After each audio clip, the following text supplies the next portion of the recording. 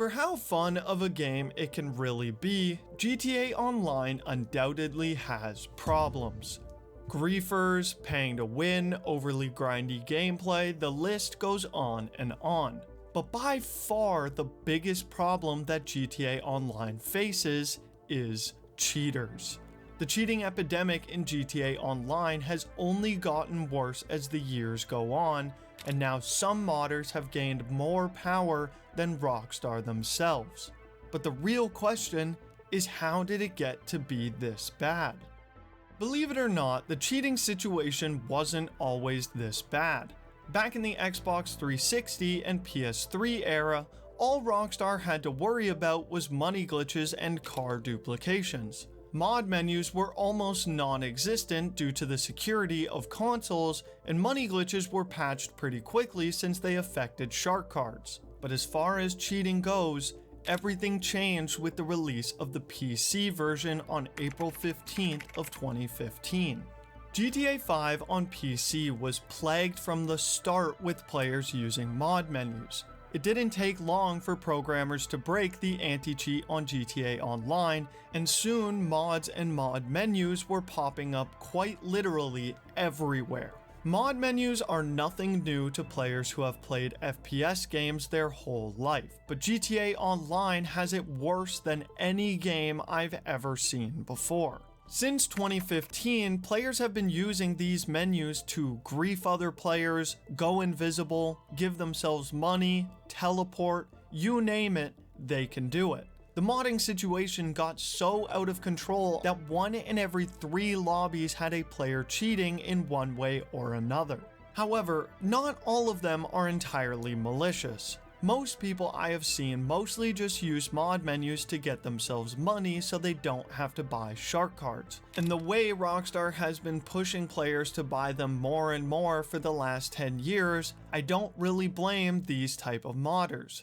The cheating problem, however, mostly stems from the people who use them to cause harm, and there are a lot of them. Locking players in crates, using God mode, destroying players' cargo. These mod menus have given players an insane amount of power when it comes to online, and Rockstar seems to have no care to fix it. Many people are probably wondering why Rockstar doesn't ban all of these modders. Well, they do, just not very effectively. The anti-cheat for GTA Online has been mocked viciously since the PC launch, with some people even asking if it exists at all. The anti-cheat is by far one of the main problems why GTA Online has such a bad cheating problem. But with that said, it's not entirely Rockstar's fault. They do make upgrades and patches to the anti-cheat to stop new exploits. The problem is the demand for GTA 5 mod menus is so high that modders work extra hard to find new workarounds whenever a new patch is released. This essentially means that Rockstar can never be ahead of the modders because they can't know how to fix their workarounds until they have actually done it, putting Rockstar always at a disadvantage. With that said, however, the anti-cheat still is not as good as it needs to be given how big GTA Online really is. And just when you think it can't get any worse, Rockstar made a change to their anti-cheat that ultimately rendered it completely useless, giving the modders more power than you could ever imagine. On October 26, 2022, Rockstar made a change to their anti-cheat that no one could understand. It effectively got rid of over 95% of the anti-cheat's ability to detect cheaters in-game, making cheating more rampant and less controlled than ever before. A popular Rockstar insider, Tez2, theorized it was due to Rockstar overhauling the entire anti-cheat. The timing of this decision makes sense since just a month prior, the GTA 6 development footage and GTA 5 source code were leaked online. Rockstar knew that modders would use this to find more workarounds for cheating, so they decided to get ahead of them by trying to completely redo the anti-cheat. But if anything, they just made it worse. Just a couple months later, in January of 2023, modders had discovered a new exploit that took the definition of a modder to a whole new level. Because this exploit abused partial remote code execution, modders could now gain access to stuff like people's in-game money, their accounts, and in some instances, their PCs. There were many reports of people having their accounts corrupted or stolen, being forcefully sent to bad sports lobbies, and even having all of their money taken from their account. Like this player who had $1.6 billion of legitimate money deleted from his account by a modder. Not only did they have access to your account, but they also had access to your IP address and personal details, and it's all thanks to another major flaw from Rockstar Games: peer-to-peer matchmaking. With peer-to-peer, the one hosting the lobby is another player in the game, meaning that person can get access to all of your information provided to them by your ISP or internet service provider. This one system has given cheaters even more tools to do things like DDoS attacks and doxing your information. If Rockstar had dedicated servers, it could solve the cheating problem by over 99%. But the reason Rockstar doesn't do this is because of one simple fact: servers cost money. It is way cheaper to let one of your players run the server instead of running them yourself. And this doesn't bode well for GTA 6 next year, as it has already been said by Tez2 that GTA 6 Online will once again run off peer-to-peer servers, but we will touch on that more in a little bit. The exploits of people losing their money and accounts got so out of hand that people were actually warning people to not play GTA Online at all, or simply stick to invite-only sessions, but this brought about an even bigger problem.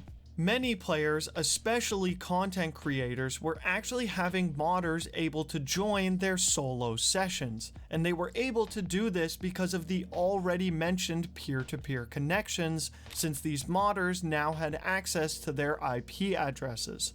While this was fortunately not happening to everyone, the fact it could happen at all is a huge security problem for Rockstar, except they seem to have no care that it's happening at all. As long as it doesn't affect their shark card sales, Rockstar doesn't seem to care about what happens to their game.